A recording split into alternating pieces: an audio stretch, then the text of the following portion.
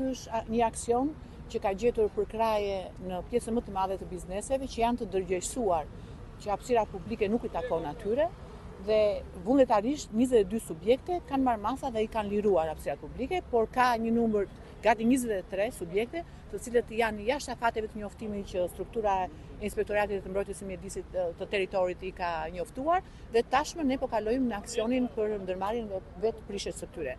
Ju tërheq vëmendjen që duhet ta bëni fakt që kjo struktura këtu pengon kalimin e qytetarëve dhe nga pjesa pas e kësaj strukturës që ju mbasi keni ndjekur aksionin, ishte një zonë e cila kishte një ndotje maksimale.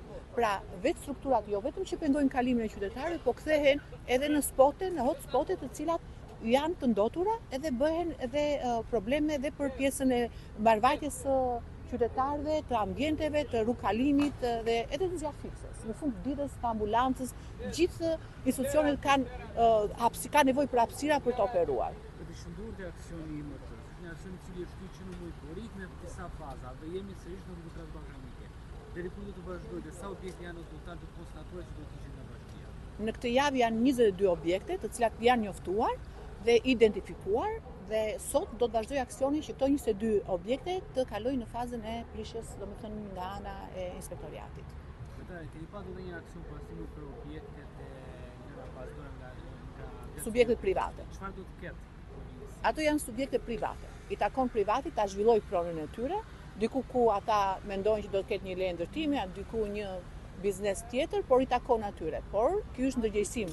Mund ta kenë pronën e tyre, por një pronë e braktisur dhe lënë në njerim dhe është bërë hotspot për mbeturina, për mbetje, për qente dacak, për çdo lloj problemi dhe janë kthyer, ju e dini që Kinemali dhe Emi ishte një vatër infeksioni, inspektoratet e mjedisit, inspektoratet shëndetësor kanë dërguar disa herë alerte që niveli i ndotjes atje ishte shumë i lartë. Ne e kemi kthyer në një hapësirë që nuk ka ndotje dhe pastaj i takon subjekteve private që e disponojnë këto prova të operojnë për mbrojtjen e tyre. Duke u kthyer te ky aksion, përveç rrugës transballkanike, pritet vijë edhe në brendësi të vlagjeve të qytetit, sepse edhe aty ka patur problematikën me zënien e hapësirave publike.